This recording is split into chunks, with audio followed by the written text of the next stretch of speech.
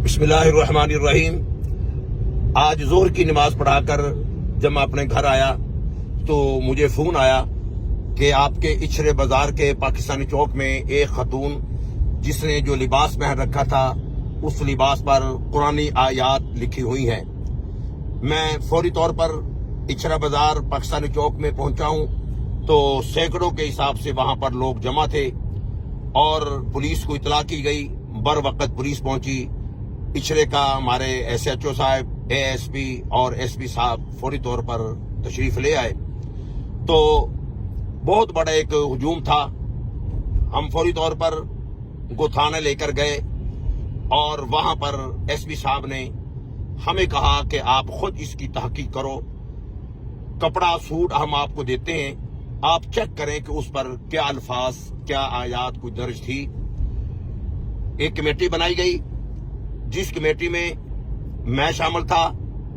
तहरीक लब्बैक के हजरत मौलाना मुफ्ती साकिब साहब थे और अहल हदीस मसलक से ताल्लुक रखने वाले मोहम्मद नदीम साहब थे और दीगर इचरा बाजार के ताजर बरादरी थी। हमने खुद तहकीक की।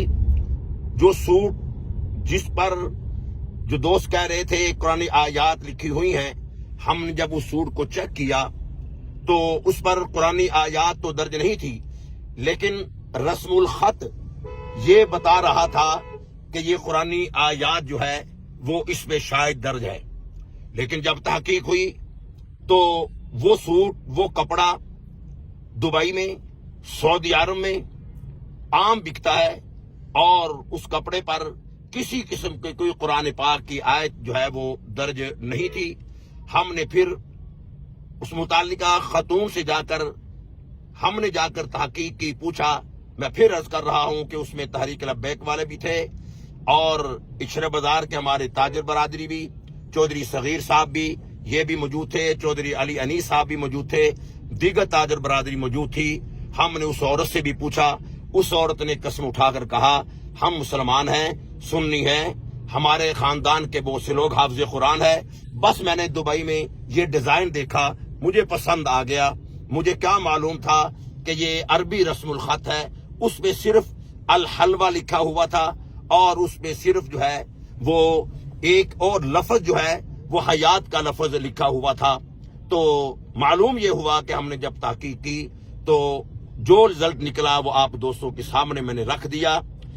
तो मेरे दोस्तों, कोई भी ऐसा मसला हो जैसे आज आपने हमें इतला की, आप अपने और मकामी उलमाए किराम से फौरन राब्ता किया करो।